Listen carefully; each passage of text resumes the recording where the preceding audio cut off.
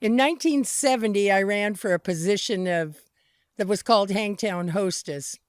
Wasn't a beauty contest. It was more of a community service sort of thing.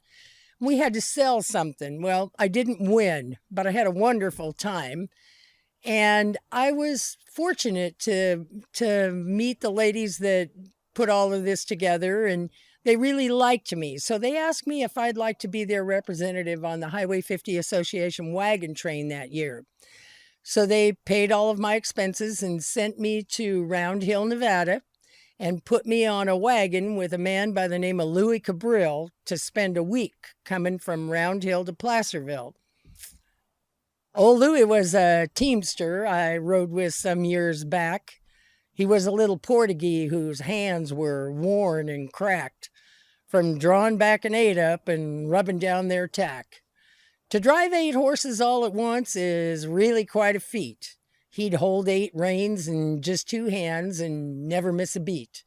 If you think that I exaggerate, just have yourself a treat. Crawl up there beside him and get yourself a seat.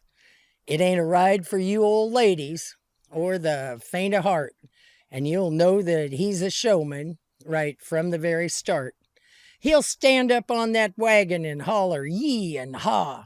He'll loosen up the wheelers and give the lead more slack. And those 4 right in the middle, they'll begin to pull and track. And if he's in a hurry, you'll hear that black snake crack. All 8 horses, they'll jump out. You better grab your hat. He had teamstered for Wells Fargo and Roman ridden 4 in the arena at the Palace of San Francisco lore. He had quite a sense of humor. He asked me, hold my stick.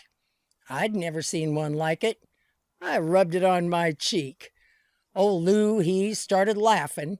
I questioned what's the joke. When he said it was a bull's dick, I damn near surely choked. He hailed from Traspinas, had a ranch, I guess, but all he ever wanted was to show his team the best. They were like his babies, but you really couldn't tell. He'd slap 'em on the butt and holler, get around, but God help that old swamper who didn't brush 'em down. We had pulled the grade at Myers and crested at the top. Headed down the west side, we had an hour's stop. The teamsters and the mountain men, they had 'em quite a talk about where to go and circle up at the Strawberry Meadows stop. There'd be a lot of people who were waiting there to see that wagon train come pulling in. It's living history. When we finally got there, they all headed through the gate. Old Lou, he pulled the team up, stopped, and said, we'll wait. I didn't understand it. We were getting left behind. But what I didn't figure was what Louie had in mind. The others, they were already out at least 100 yards when I heard old Louie shout. He stood up on that wagon and cracked that whip on high, and all 8 horses, they jumped out. I thought he'd lost his mind. We were probably doing 30 by the time we hit the gate. I heard the people roar. They'd never, ever seen a sight like this before. We were headed south, and we had to make a turn. When we did, the wheels dug in. It was then that I would learn. I was mighty glad to have old Louie sitting at the stern. The wagon tipped up on 2 wheels, and I heard the people cry, my God, he's gonna roll it. My thought was they were right. Lou made the turn successfully, and the wagon came to ground.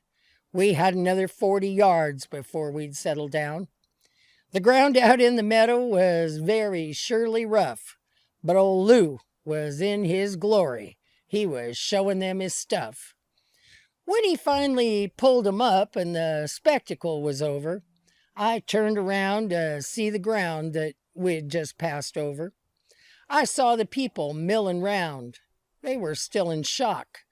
We might have been pretending, but they had got a look at what it would have been like and what it would have took to gather up a runaway and get 'em back in check. Old Lou had had his moment. We had had our thrill. It's a memory I cherish, and I always will. To see that old Portuguese, leathered like a prune, Standing on that wagon, I recall him every June. It gets my heart to pumping and it gives me such a thrill to do that same thing over. Makes me think I'd kill. I know it wouldn't be the same, but old Lou had given glory that I wish I felt again. So the next time you see the stage that Wells Fargo's famous for, just conjure up old Louie and the 8 that brought him lore. I'm sure there's never been another any better at the chore than making all those people first stand up, then feel the rush, and finally to roar. Oh, Lou, he was a showman, and by God, he knew the score.